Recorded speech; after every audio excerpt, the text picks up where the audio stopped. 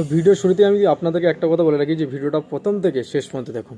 হ্যাঁ, আমার সামনে যে ভিডিওটা চলছে এই ভিডিওটা হচ্ছে উত্তরপ্রদেশের।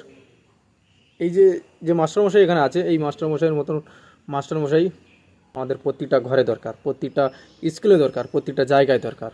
কেন বলছি, হয়তো আপনারা ভিডিওটা শেষ পর্যন্ত না দেখলে আপনারা বুঝতে পারবেন না। মাস্টারমশাই একটি কবিতা গিয়ে শুনিয়েছেন এই স্কুলের সকল ছাত্রদের সামনে।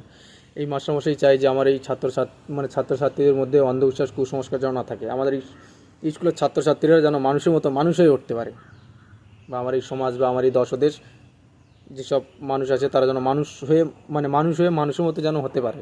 কারণ এরাই হচ্ছে আমাদের শেষ জেনারেশন, কারণ এদের থেকেই শুরু নতুন একটা পর্ব। তার জন্যই মাস্টারমশাই একটু কবিতা গেয়েছেন। সেই কবিতাটি আগে শুনুন। कांवड़ लेने मत जाना तुम ज्ञान का दीप जलाना, मानवता की सेवा करके सच्चे मानव बन जाना। कांवड़ लेने मत जाना तुम ज्ञान का दीप जलाना, मानवता की सेवा करके सच्चे मानव बन जाना।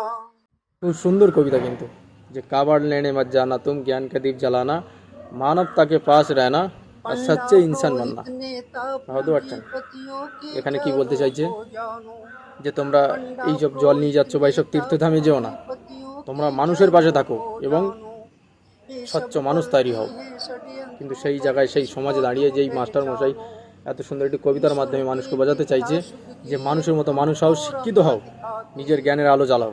কিন্তু কিছু মানুষ চাইছে যদি শিক্ষিত হয় তবে প্রশ্ন করা তুলবে, হ্যাঁ প্রশ্ন তুলবে, যার জন্য কিন্তু এই মানুষটার নামে আজ কেস করলো। ভাবো তো কত সুন্দর একটি কবিতার মাধ্যমে মানুষকে বুঝিয়েছে যে কাবাड़ लेने मत जाना तुम ज्ञान का दीप जलाना, मानवता का पास रहना, सच्चे इंसान बनना। तुम खुद के दीप जलाना, कांवड़ लेने मत जाना तुम ज्ञान का दीप जलाना, मानवता की सेवा करके सच्चे मानव बन जाना। कांवड़ ले